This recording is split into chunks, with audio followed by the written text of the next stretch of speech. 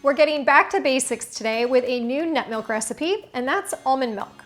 Many of you have been requesting this recipe for months, so I'm excited to show you just how easy it is to make almond milk at home. When it comes to nut milks, I'm personally a fan of my homemade cashew milk recipe, and I've shown you how to make that before.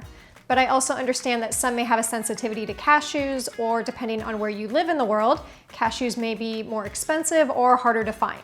Almonds, on the other hand, are readily available, cost-effective, and this nut milk is just as easy to make. There's only one slight difference, and that's that you have to strain it. The benefits of making almond milk at home are that you won't have any unnecessary fillers, gums, chemicals, or other nasties, and you can control the amount of sweetness that you'd like in your almond milk. So let me show you how to make it. We'll start with 1 cup of raw almonds, and make sure that you are using raw almonds and not roasted or salted almonds, as those would leave your almond milk with an oily or salty flavor. Add the almonds to a glass bowl or storage container and cover them with water. Then give them a quick stir to make sure that they're all submerged, add a lid, and let these soak overnight.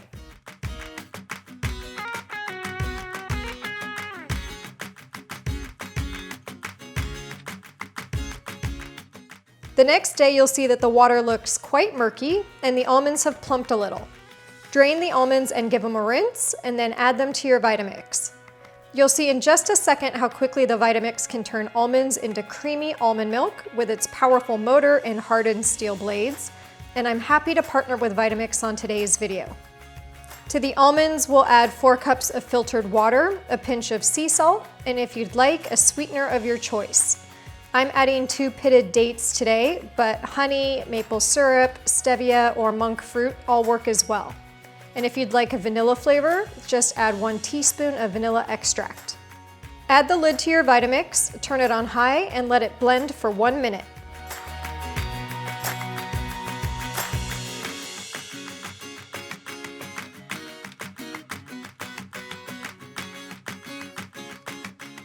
To strain the almond milk, use a nut milk bag or a few layers of cheesecloth. And as I've mentioned before, I like to use my nut milk bags inside out so that food particles don't get stuck in the seams and they're easier to wash. Gently squeeze out all of the almond milk and you'll be left with almond pulp in the bag. You can discard this or dry it and use it in future recipes, and I give a few ideas on the full recipe post on my website. Pour the almond milk into a storage container, and I recommend this Weck juice jar as it's a perfect fit for 1 batch of almond milk. I also recommend straining into a large measuring bowl with a pour spout like this one, as it makes transferring to the juice jar a lot less messy, and I'll link both of these items below. Then all that's left to do is refrigerate your almond milk until it's nice and cold, and enjoy.